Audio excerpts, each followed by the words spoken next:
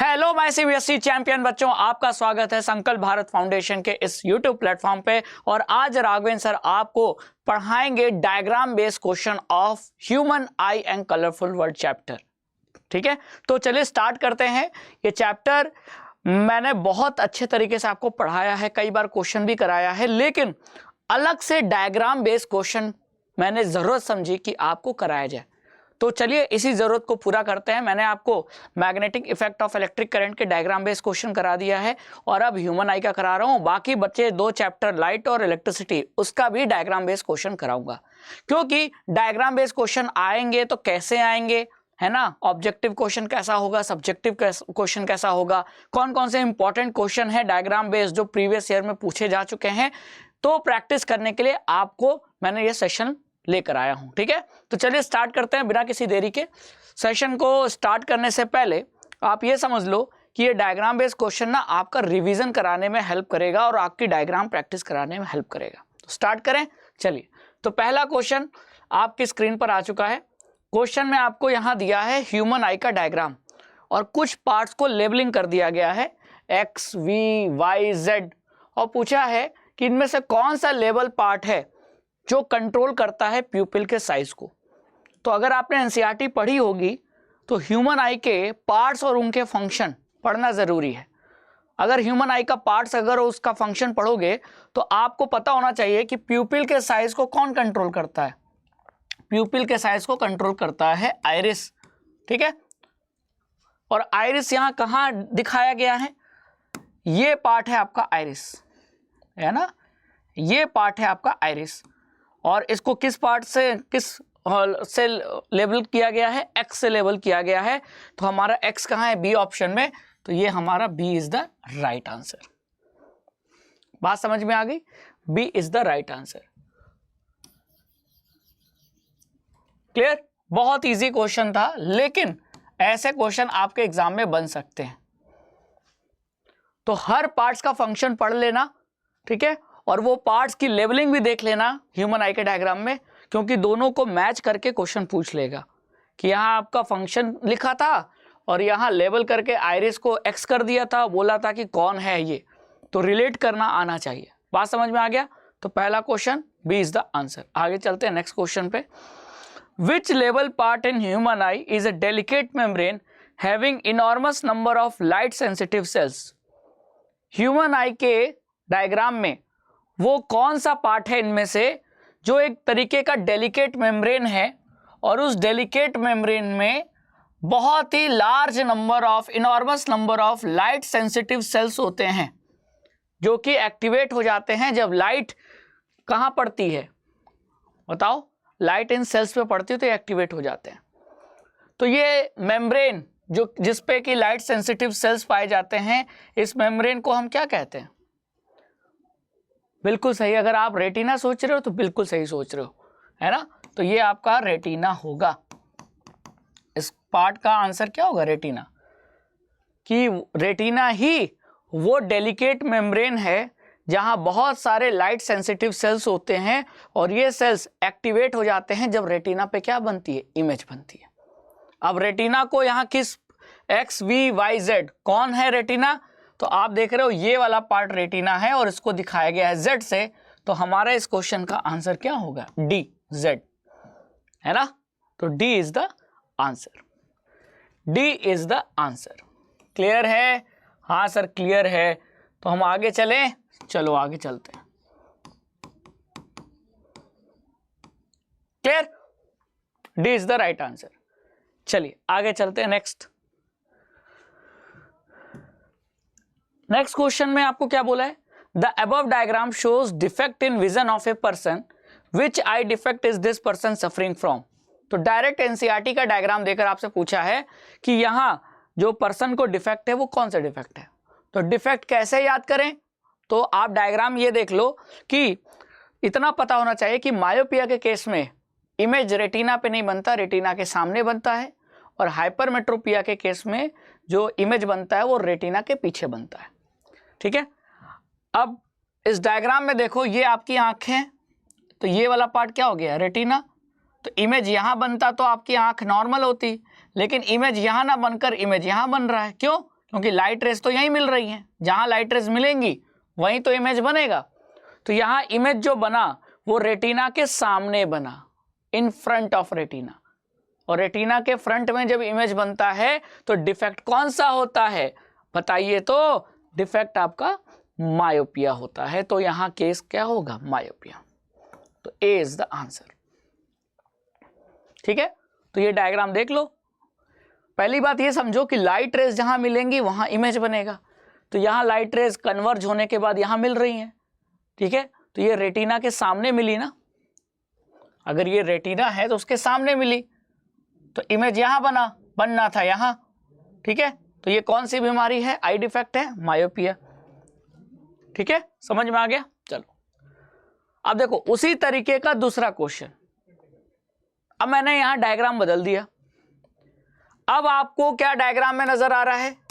अरे ये था रेटिना, लेकिन जो इमेज बन रही है, इमेज कहां बनेगी? जहां लाइट रेज मिलेंगी, और लाइट रेज इस पॉइंट पर मिल रही हैं, है ना। तो इसका मतलब जो इमेज बन रही है वो रेटिना के पीछे बन रही है, बिहाइंड द रेटिना। मैं यहां कह सकता हूं कि जो इमेज बन रही है बिहाइंड द रेटिना बन रही है।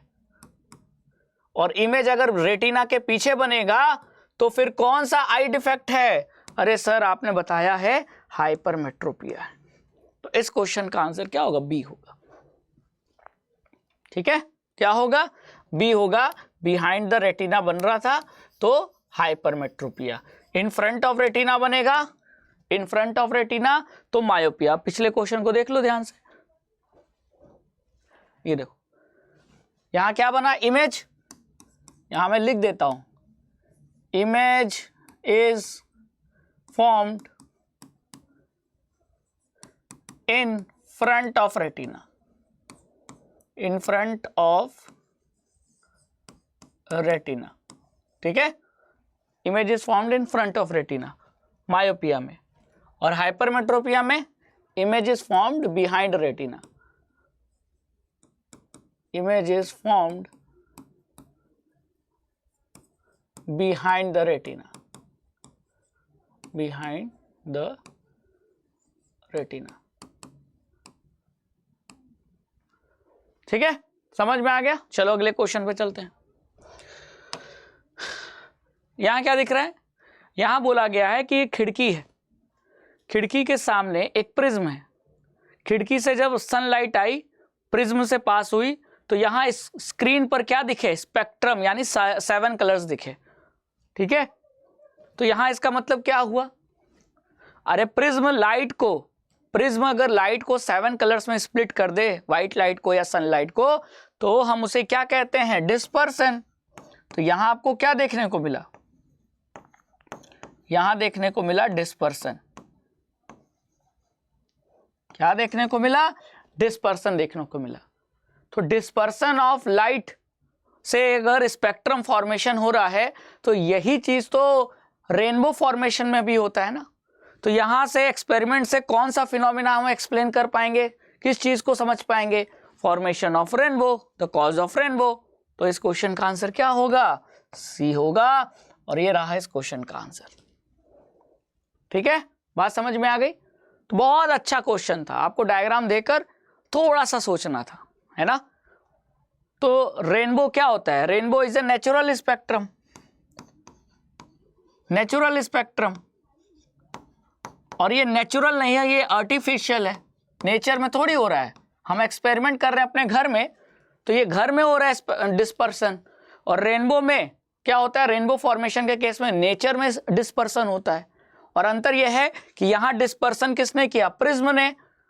और जब रेनबो का फॉर्मेशन होता है तो जो डिस्पर्सन है वो कौन करता है? वाटर ड्रॉपलेट्स जो हवा में है ना। तो बस अंतर यही है कि एक नेचर में हो रहा है, एक घर में हम आर्टिफिशियल कर रहे हैं, एक्सपेरिमेंट कर रहे हैं। तो rainbow is a natural spectrum जहां भी डिस्पर्सन ऑफ लाइट होता है। ठीक है, चलिए क्वेश्चन नंबर 6 पे आते हैं। क्वेश्चन नंबर 6 में बोला है कि अलग अलग ओरिएंटेशन यानी डायरेक्शन में प्रिज्म को रखा गया है। तो किस डायग्राम में जो डिस्पर्सन के बाद जो थर्ड कलर होगा, कहां से? From the top of the spectrum, है ना, यानी ऊपर से तीसरा कलर जो होगा वो वही कलर होगा जो कलर स्काई का है। तो स्काई का कलर क्या है, स्काई का कलर क्या है, तो स्काई का जो कलर है वो तो ब्लू है। तो ऊपर से तीसरा कलर ब्लू कहां होगा, तो जरा देख लेते हैं, करो सॉल्व आप। पहले वाले केस में क्या होगा, लाइट ऐसे आई, हाँ लाइट ऐसे आई, ठीक है, रिफ्रैक्ट हुई और फिर ये क्या हो गई, 7 कलर में स्प्लिट हो गई। तो सबसे नीचे वॉयलेट कलर, सबसे ऊपर रेड कलर, ठीक है। अब ये जो 7 कलर का स्पेक्ट्रम होता है ये होता है कुछ ऐसा, विबग्योर। तो यहां वॉयलेट नीचे है, रेड ऊपर है, तो ऊपर से तीसरा कलर कौन होगा, येलो, जबकि होना पूछा क्या है, ब्लू, तो ये ऑप्शन तो होगा नहीं, है कि नहीं, हाँ सर ये नहीं होगा। अब आ जाओ दूसरे केस में, यहां ये प्रिज्म था, प्रिज्म में व्हाइट लाइट एंटर की, रिफ्रैक्ट हुई और फिर ये क्या हो गई, बेंड हो गई 7 कलर्स में। तो बेस के करीब कौन होगा, वॉयलेट, और ये रेड। तो इस बार वॉयलेट ऊपर है, रेड नीचे, ठीक है। तो वॉयलेट, वॉयलेट के नीचे क्या होगा, इंडिगो, और इंडिगो के नीचे क्या होगा, ब्लू, है ना। तो यानी इस बार ऊपर से जो तीसरा कलर है, ऊपर से जो तीसरा कलर है वो ब्लू है, और ब्लू वही कलर होता है जो स्काई का कलर होता है। यानी ये आपका डायग्राम सही है क्वेश्चन के हिसाब से, तो हमारा आंसर क्या होगा, सेकंड होगा, है ना। कुछ भी पूछ सकता था कि ऊपर से तीसरा कलर येलो हो, ऊपर से तीसरा कलर येलो हो, नीचे से दूसरा कलर इंडिगो हो, है ना, ऊपर से दूसरा कलर ऑरेंज हो, मतलब कुछ भी पूछ सकता है। तो आपको बस ये देख लेना है कि प्रिज्म जब सीधा होगा तो वॉयलेट नीचे, रेड ऊपर, प्रिज्म उल्टा हो गया तो वॉयलेट ऊपर चला गया और रेड नीचे आ गया। लेकिन हमेशा प्रिज्म का जो बेस होगा उसके करीब कौन होगा, वॉयलेट, क्योंकि बेस को क्या पसंद है, वॉयलेट, ये गाना याद रखना। तो यहां भी बेस को क्या पसंद है, वॉयलेट, तो वॉयलेट करीब हो गया, ठीक है। चलिए आगे चले, चलिए आगे चलते हैं।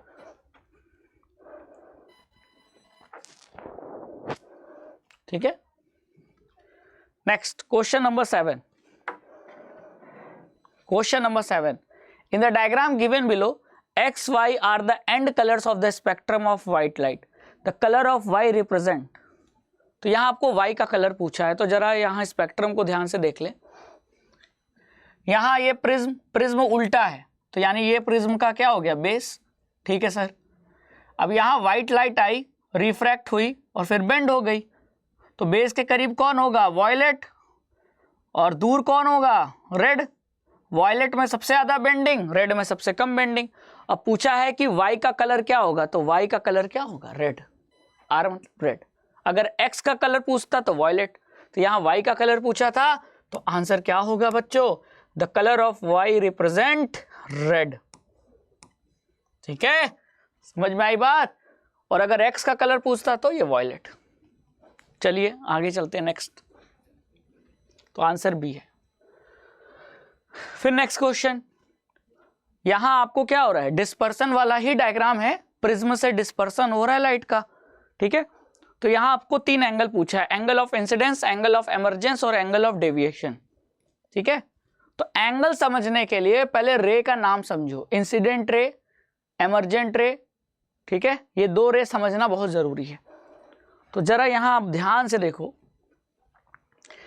ये अगर प्रिज्म है तो लाइट किधर से किधर ट्रेवल कर रही है, तो एरो देखो, तो एरो कुछ इस तरीके का बना है, ठीक है, एरो कुछ इस तरीके का बना है।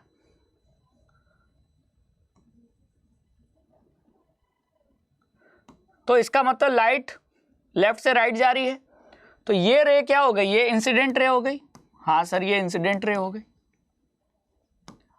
अगर आपने रे पहचान लिया तो सारे प्रॉब्लम सॉल्व। और ये जो रे बाहर निकल रही है ये कौन सी हो गई, ये एमर्जेंट रे हो गई,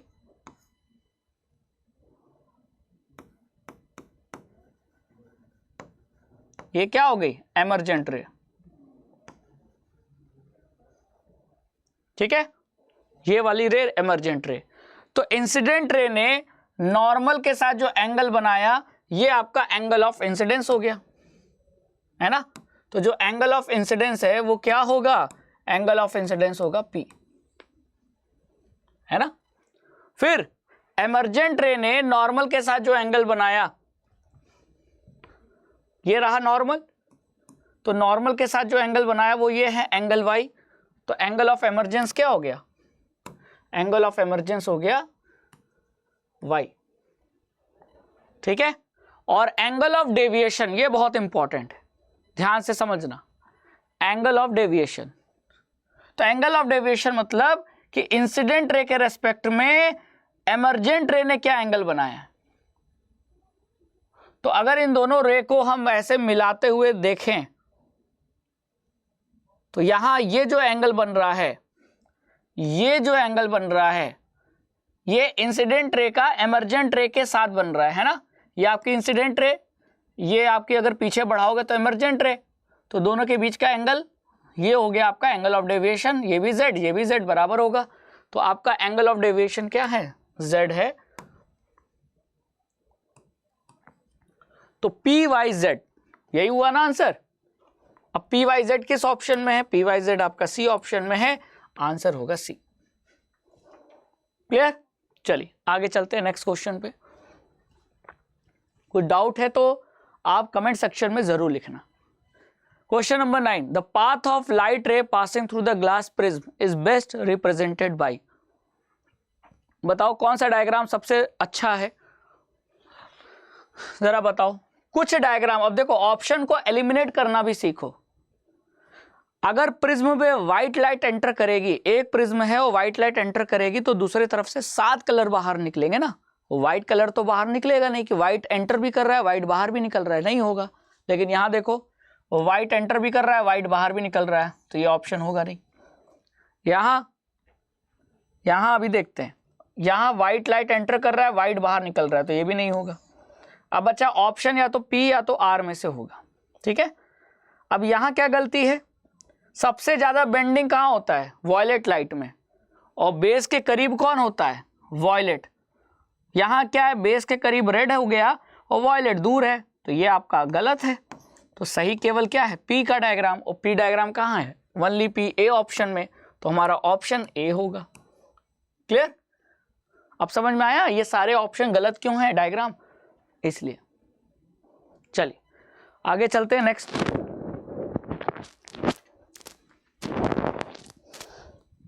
बताइए, यहां आपको रेनबो फॉर्मेशन का डायग्राम दिया है कि सनलाइट, वही जो रेनबो फॉर्मेशन में डिस्पर्सन होता है, तो डिस्पर्सन कौन करता है, वाटर ड्रॉपलेट। तो ये आपकी वाटर ड्रॉपलेट है, पानी की बूंद। तो जब सन की लाइट एंटर करेगी इसमें तो उसका क्या क्या होगा, तब जाकर रेनबो बनेगा। तो वो क्या क्या होगा, कौन कौन सा फिनोमिना होगा, वही आपसे पूछा है। बताइए क्या होगा आंसर। तो याद रखिएगा 3 चीजें होती हैं पानी की बूंद के अंदर। पानी के बूंद के अंदर, वाटर ड्रॉपलेट के अंदर लाइट का क्या होता है, लाइट का रिफ्रैक्शन भी होता है, लाइट का रिफ्रैक्शन होता है, डिस्पर्सन होता है और इंटरनल रिफ्लेक्शन होता है। इंटरनल रिफ्लेक्शन होता है। अगर एनसीईआरटी पढ़ोगे तो एनसीईआरटी में लिखा है एंड रिफ्लेक्ट इंटरनली, यानी इंटरनल रिफ्लेक्शन। तो क्योंकि ये 3 चीजें होती हैं लाइट की, कहां, पानी की बूंद के अंदर, और तब जो लाइट बाहर निकलती है वो 7 कलर के साथ बाहर निकलती है, तो रेनबो दिखाई देता है। तो ये आपके तीनों चीजें कहां हैं, रिफ्लेक्शन, रिफ्रैक्शन, डिस्पर्सन। रिफ्लेक्शन तो होता ही नहीं है, ऑप्शन गलत, ठीक है। टोटल इंटरनल रिफ्लेक्शन भी नहीं होता है, ऑप्शन गलत। Refraction, dispersion and internal reflection, हाँ ये सही है आपका। फिर यहाँ डिस्पर्सन, स्कैटरिंग, स्कैटरिंग तो केस होगा ही नहीं, तो आपका सही आंसर क्या है, सी। ठीक है, क्लियर। चलिए आगे चलते हैं अगले क्वेश्चन पे। क्वेश्चन नंबर 11, यहाँ प्रिज्म है।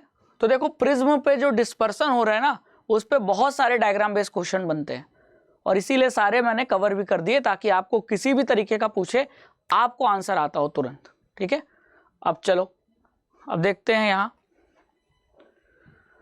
यहां क्या पूछा है, what will be the colours of X Y Z. X Y Z का कलर पूछा है। ठीक है, बता देंगे, इसमें कौन सी बड़ी बात है ना। यहां व्हाइट लाइट एंटर की तो बेस के करीब कौन होगा, वॉयलेट। बेस से सबसे दूर कौन होगा, रेड। सबसे ज्यादा बेंडिंग वॉयलेट में, सबसे कम बेंडिंग रेड में। तो एक्स आपका वॉयलेट है। ठीक है, और यहां मुझे एक ही ऑप्शन दिख रहा है जहां एक्स वॉयलेट है, तो एक्स वॉयलेट, जेड रेड और वाई इनके बीच का कलर है। तो अगर बीच का कलर देखोगे तो violet, indigo, blue, green, yellow, orange, red, तो बीच का कलर कौन है, ग्रीन है, तो ये आपका ग्रीन होगा। तो एक्स वॉयलेट, वाई ग्रीन और जेड रेड बिल्कुल सही है, और ये आपका आंसर होगा बी।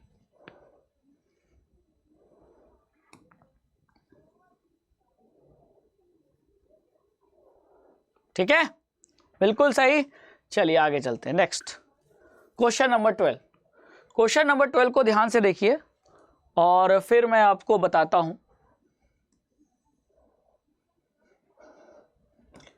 क्वेश्चन को ध्यान से पढ़िए। Beam of white light,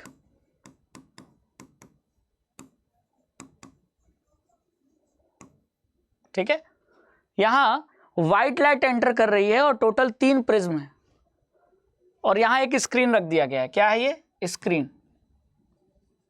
clear. तो यहां आपको ये बताना है कि Savera passed a beam of white light through a series of equilateral prism as shown, what colour will be seen on the screen. तो स्क्रीन पर आपको क्या दिखाई देगा, एक प्रिज्म होता तो व्हाइट लाइट को क्या करेगा, 7 कलर में स्प्लिट कर देगा, लेकिन दूसरा प्रिज्म उसके बगल में इन्वर्टेड पोजीशन में रखोगे तो वो 7 कलर को वापस क्या कर देगा, व्हाइट कर देगा। और फिर वो व्हाइट कलर जब तीसरे प्रिज्म में पहुंचेगा तो अगेन तीसरा प्रिज्म क्या कर देगा, व्हाइट लाइट को डिस्पर्स कर देगा 7 कलर में, है ना। तो फाइनली जब वो स्क्रीन पे पहुंचेगा तो व्हाइट लाइट पहुंचेगी कि 7 कलर्स पहुंचेंगे, तो इसका आंसर है 7 कलर्स पहुंचेंगे, है ना। एक ने व्हाइट को 7 कलर में डिवाइड किया, फिर दूसरे ने 7 को वापस से 1 व्हाइट कलर में, और तीसरे ने वापस व्हाइट को 7 कलर में। तो यहां स्क्रीन पर अगर आप देखोगे तो आपको यहां 7 कलर्स दिखेंगे, है ना। ये आपके, ठीक है, क्लियर।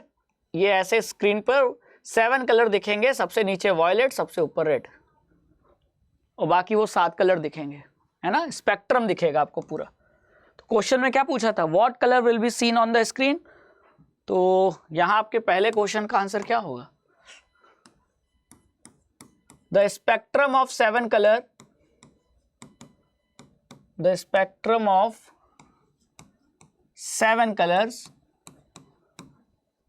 7 कलर्स कौन से, तो शॉर्ट में लिख दो, VIBGYOR, will be seen on the screen, will be seen on the screen. Screen पे आपको 7 कलर यानी स्पेक्ट्रम दिखाएंगे, 7 कलर का स्पेक्ट्रम दिखाई देगा। और 7 कलर कौन से हैं, ये हैं 7 कलर। और उसमें भी अगर सीक्वेंस पूछ लिया तो सबसे नीचे वॉयलेट होगा, सबसे ऊपर रेड, क्योंकि बेस को क्या पसंद है, वॉयलेट पसंद है, ठीक है। फिर नेक्स्ट पूछा है, copy the diagram above and draw the beam entering prism 1 and emerging from prism 3 and falling on the screen. यानी आपको रे डायग्राम बनाना है जिसमें लाइट का पाथ दिखाना था, तो वो आपका बी ऑप्शन ये है ना, ये है डायग्राम। तो डायग्राम को आइए समझते हैं। ये था लाइट सोर्स, यहां से लाइट आई, कौन सी लाइट, व्हाइट लाइट, ठीक है। यहां से लाइट आई, फिर पहले प्रिज्म ने क्या किया, पहले प्रिज्म ने इसे 7 कलर में स्प्लिट कर दिया, है ना, 7 कलर में स्प्लिट कर दिया, ये 7 कलर्स हैं। फिर दूसरे प्रिज्म ने जो कि इन्वर्टेड पोजीशन में है, इस 7 कलर को वापस से क्या कर दिया, कंबाइन कर दिया, और फिर ये व्हाइट लाइट बन गया, और फिर ये व्हाइट लाइट, है ना। फिर ये तीसरे प्रिज्म के पास पहुंचा तो तीसरे प्रिज्म ने इसको फिर से क्या कर दिया, फिर से 7 कलर में स्प्लिट कर दिया, सबसे नीचे वॉयलेट, सबसे ऊपर रेड। तो ये आपको पूरा पाथ बनाना था, ये बी पार्ट का आंसर है, ठीक है।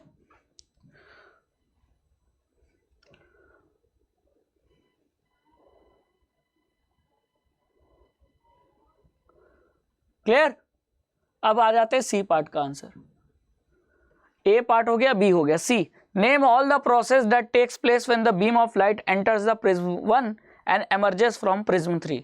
तो अगर लाइट प्रिज्म 1 में एंटर करती है और प्रिज्म 3 से बाहर निकलती है तो कौन कौन से प्रोसेस या फिनोमिना हो रहे हैं। तो एक तो लाइट का डिस्पर्सन हो रहा है और लाइट बेंड भी हो रही है, तो लाइट का रिफ्रैक्शन भी हो रहा है। तो दो चीजें हो रही हैं लाइट के साथ। कौन सी दो चीजें बताओ। तो वो दो चीजें हैं आपकी, तीसरा पार्ट का आंसर मैं लिख रहा हूं, रिफ्रैक्शन एंड डिस्पर्सन।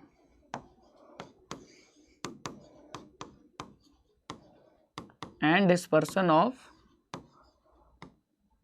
लाइट, ठीक है। तो ये आपका इस क्वेश्चन का आंसर हो गया। तो हमने तीनों पार्ट के आंसर लिख लिए। चलिए अगले क्वेश्चन पे चलते हैं। क्वेश्चन नंबर 13 में क्या लिखा है जरा बताओ तो। क्वेश्चन नंबर 13 में क्या लिखा है, a student traces the path of a ray of light through a glass prism as shown in the diagram but leaves its incomplete. ये डायग्राम बनाया तो लेकिन इनकम्प्लीट डायग्राम है और लेबलिंग भी नहीं की। तो आपको फिर से ये डायग्राम बनाना है और डायग्राम को कंप्लीट करना है। कंप्लीट मतलब आपको पूरा लेबलिंग भी करना है और उसमें ये भी दिखाना है कि एंगल ऑफ इंसिडेंस क्या है, एंगल ऑफ एमर्जेंस क्या है, एंगल ऑफ रिफ्रैक्शन क्या है और एंगल ऑफ डेविएशन क्या है, ठीक है। तो आइए इसको बनाते हैं।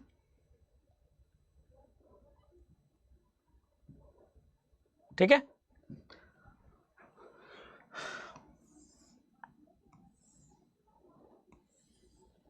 ये आपने प्रिज्म बना लिया। प्रिज्म का नाम दे दिया ABC, नाम देना पड़ेगा, ठीक है। ये आपका जो एंगल है ये है एंगल ऑफ प्रिज्म, क्लियर, ठीक है। अब यहां व्हाइट लाइट एंटर कर रही है तो यहां आप एक रे बना दो जो लाइट एंटर कर रही है, ठीक है। ये एंटर कर रही है, फिर ये क्या होगी, रिफ्रैक्ट, इस पॉइंट पे रिफ्रैक्ट होगी। क्यों, क्योंकि बाहर तो एयर है अंदर ग्लास है, तो ये रिफ्रैक्ट हुई, है ना। और फिर जब ये बाहर निकली तो ये कितने कलर्स में बाहर निकली, 7 कलर्स में बाहर निकली। कुछ ज्यादा ही बेंड कर दिया है मैंने, है ना। ये वॉयलेट, ये इंडिगो, ये ब्लू, ये ग्रीन, ये येलो, ये ऑरेंज, ये रेड, है ना।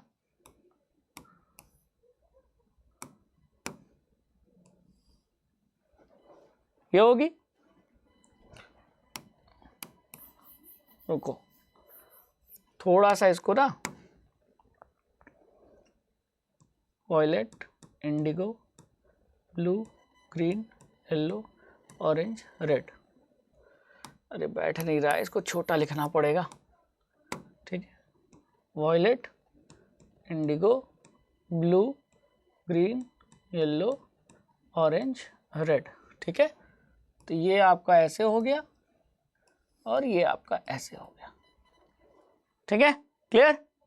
अब आपको क्या करना है, अब आपको यहां 7 कलर नहीं भी दिखाओगे, एक कलर भी दिखाओगे तो चलेगा, क्योंकि यहां आपको ये डायग्राम बनाना है एमर्जेंट रे वाला, है ना। तो आपको 7 कलर नहीं दिखाना है, तो ऐसे भी दिखा सकते हो। अब यहां आपको नॉर्मल दिखाना बहुत जरूरी है। इस सरफेस के नॉर्मल क्या होगा, परपेंडिकुलर।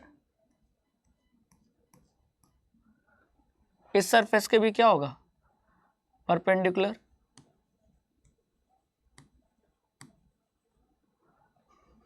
है ना।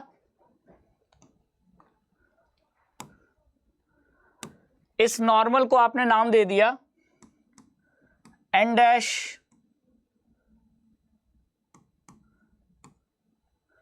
और इस नॉर्मल को नाम दे दिया एन डबल डैश, ठीक है, क्लियर। अब ये आपकी इंसिडेंट रे हो गई और इंसिडेंट रे ने जो एंगल बनाया ये आपका एंगल ऑफ इंसिडेंस हो गया, हुआ कि नहीं। हाँ, तो इसको दिखा दो एंगल आई। ये आपका ये जो एंगल है ये एंगल आर हो गया। फिर एमर्जेंट रे ने नॉर्मल के साथ जो बनाया वो एंगल ऑफ एमर्जेंस हो गया, ठीक है। और ये जो इंसिडेंट रे है इसको अगर आप पीछे बढ़ाओगे,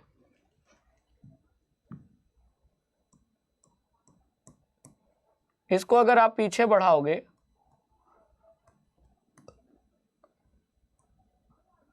तो ये जो एंगल बन रहा है, ये जो एंगल बन रहा है ये आपका एंगल ऑफ डेविएशन है ना, एंगल ऑफ डेविएशन या angle D.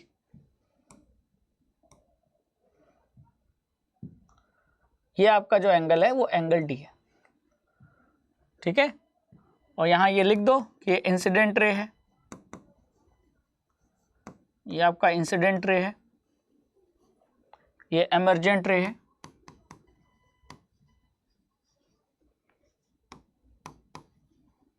Incident ray, emergent रे, ये आपकी रिफ्रैक्टेड रे है, ठीक है। अब यहां आपको लिख देना होगा कि एंगल आई क्या है, एंगल ऑफ इंसिडेंस, ठीक है। मैं यहां आपको लिखना था, मैं यहां लिख दे रहा हूं। एंगल आर क्या है, ये angle R angle of refraction,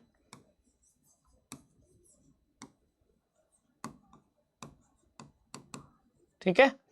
फिर यहां मैं लिख देता हूं एंगल ई क्या है, एंगल ऑफ एमर्जेंस,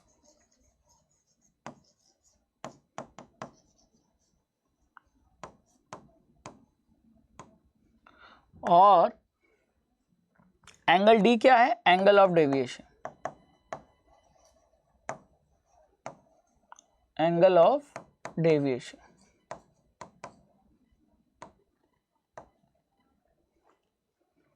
ठीक है। बात समझ में आ गई, आई ई आर और डी। चलो, तो ये आपको बनाना था, पूरा का पूरा नंबर मिल जाएगा। चलो अगले क्वेश्चन पे, क्वेश्चन नंबर 14। यहां बोला है इन narrow beam XY of white light is passing through a glass prism ABC as shown in the diagram. Trace it on your answer sheet and show the path of emergent beam as observed on the screen. तो आप पहले मन में ये बताओ, अपने आप से पूछो कि स्क्रीन पर आपको 7 कलर दिखाई देंगे कि व्हाइट लाइट दिखाई देगी। प्रिज्म एक है, व्हाइट एंटर करेगी तो 7 कलर बाहर निकलेंगे, है ना। 2 प्रिज्म होता इन्वर्टेड पोजीशन में, एक दूसरे के इन्वर्टेड होता, तो व्हाइट एंटर करती तो 7 कलर बाहर निकलते और दूसरा प्रिज्म उस 7 कलर को वापस से व्हाइट कर देता, रिकॉम्बिनेशन। लेकिन यहाँ एक ही प्रिज्म है, तो आपको वही क्या करना है, फिर से बनाना है, ठीक है। तो चलो फिर से बना लेते हैं। तो अगर आप फिर से बनाओगे तो देखो यहाँ रफली मैं बना देता हूँ, ये लाइट क्या होगी,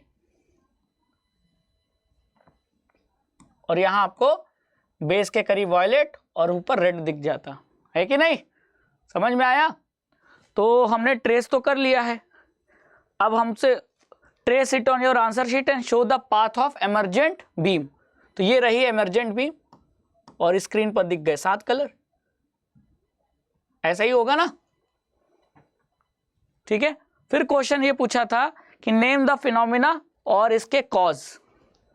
तो फिनोमिना क्या है, डिस्पर्सन ऑफ लाइट, है ना। कौन कर रहा है, प्रिज्म कर रहा है, ठीक है। और इसका कॉज क्या है, कारण, कारण ये है कि सारे कलर बराबर बेंड नहीं होते, different colours bend through different angles. तो अगर सभी डिफरेंट एंगल पे बेंड होंगे तो सभी जब बाहर निकलेंगे तो अलग अलग डायरेक्शन में निकलेंगे। आप ही बताओ, यहां से सब सारे दोस्त मिलकर सीधे जा रहे थे, सारे दोस्त सीधे जा रहे थे। मैंने पहले दोस्त को बोला कि भैया तुम 10 डिग्री राइट घूम जाना, दूसरे को बोला तुम 60 डिग्री राइट घूम जाना, और तीसरे को बोला मैंने कि तुम 90 डिग्री राइट घूम जाना। तो सब अलग अलग डायरेक्शन में जा रहे हैं, क्यों, क्योंकि सबको मैंने बोला मुड़ने को, लेकिन मुड़ने की जो डिग्री थी, डायरेक्शन की जो डिग्री थी वो सबकी बराबर नहीं थी। किसी को बोला 10 डिग्री घूमने को, किसी को 90 डिग्री बोला, तो सब अलग अलग डायरेक्शन में निकलेंगे कि नहीं। तो बस वही चीज यहां भी है कि डिस्पर्सन क्यों होता है। डिस्पर्सन इसलिए होता है कि जब प्रिज्म से लाइट बाहर निकलती है 7 कलर, तो ये बराबर एंगल पे बेंड नहीं होते, कोई ज्यादा बेंड होती है, कोई कम बेंड होती है। तो सबसे ज्यादा बेंडिंग किस में होती है? वॉयलेट में, इसीलिए सबसे नीचे हो जाती है। सबसे कम बेंडिंग किस में होती है? रेड में, तो वो सबसे ऊपर रहती है। तो वही इसका कारण है, डिस्पर्सन का कारण यही है ना? बात समझ में आ गई? तो यहां फिनोमिना का नाम क्या था? तो पहले तो डायग्राम बना दिया, क्योंकि देखो आपको क्वेश्चन में ना कुल मिला के 3 क्वेश्चन पूछे थे। Trace it on your answer sheet and show the path, तो हमने पाथ डायग्राम बनाकर दिखा दिया। फिर पूछा था नेम द फिनोमिना, तो यहां फिनोमिना लिख दिया। क्या फिनोमिनन, क्या लिखा? Dispersion of light.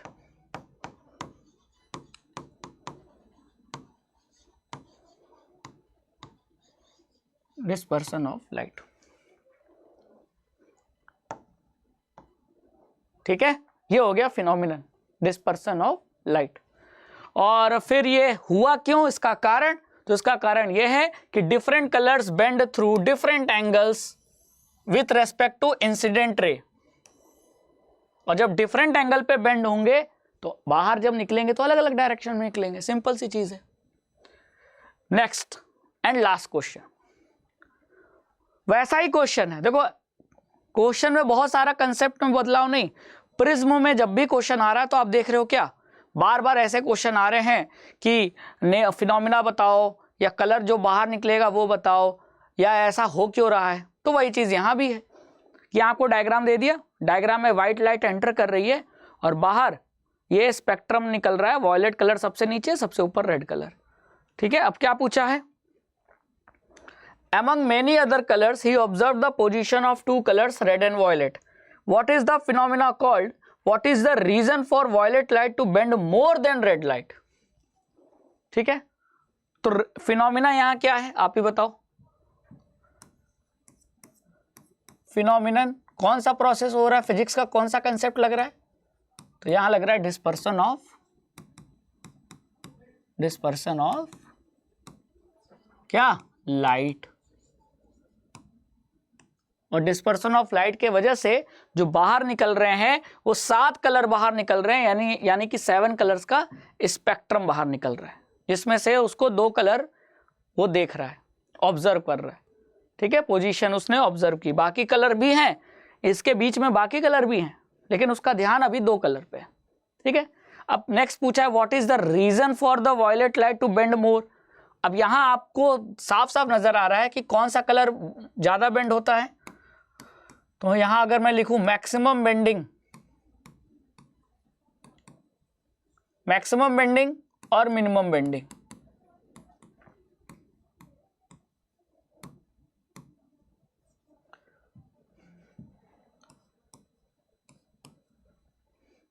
तो मैक्सिमम बेंडिंग किस में होती है? वॉयलेट में, और मिनिमम बेंडिंग रेड में। तो पूछा है कि ऐसा क्यों? ऐसा इसलिए, इसका मतलब बेंडिंग कहीं ना कहीं कलर की वेवलेंथ से डिसाइड हो रहा है। तो यहां इसका कॉज अगर लिखोगे, कॉज ऐसा क्यों हो रहा है? ठीक है, bending of colours is inversely proportional to wavelength. Inversely proportional to wavelength. ठीक है, तो 7 कलर में सबसे ज्यादा वेवलेंथ रेड का, ब्रैकेट में यहां maximum wavelength,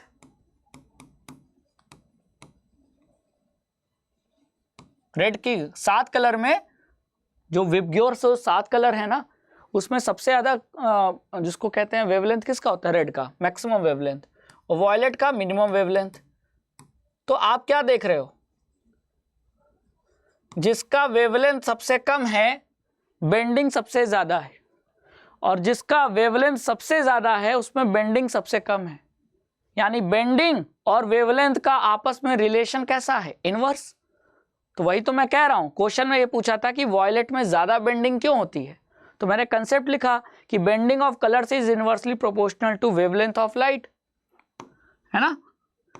so violet which has minimum wavelength among 7 colors, minimum wavelength among 7 colors,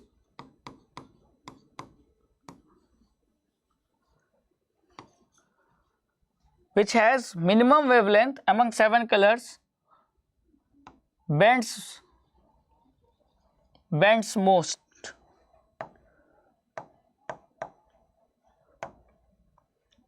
क्योंकि वेवलेंथ का बेंडिंग के साथ इनवर्स रिलेशन है, तो वॉयलेट जिसकी वेवलेंथ सबसे कम होती है सातों कलर में, इसीलिए वो बेंड सबसे ज्यादा होता है। तो यही क्वेश्चन में पूछा था कि वायलेट इतना ज्यादा बेंड क्यों होता है, what is the reason for the violet light to bend more than red light. तो वॉयलेट इसीलिए बेंड ज्यादा होता है क्योंकि उसकी वेवलेंथ सबसे कम होती है, और रेड सबसे कम बेंड क्यों होता है, क्योंकि उसकी वेवलेंथ सबसे ज्यादा होती है। तो वेवलेंथ पे डिपेंड कर रहा है अल्टीमेटली, ठीक है। तो इस तरीके से हमने इस क्वेश्चन के दो पार्ट थे, फिनोमिना का नाम और उसका कारण, वो भी हमने बता दिया, ठीक है। तो इस तरीके से human I and colourful world chapter के हमने जो सबसे बेहतरीन, most important, most asked, most repeated diagram based question हमने कर लिया। तो आई होप कि आपको सेशन अच्छा लगा होगा। कमेंट सेक्शन में अपने कोई भी डाउट या अपना जो भी आपको वीडियो कैसा लगा, अपना रिस्पॉन्स जरूर दीजिएगा। Thank you so much.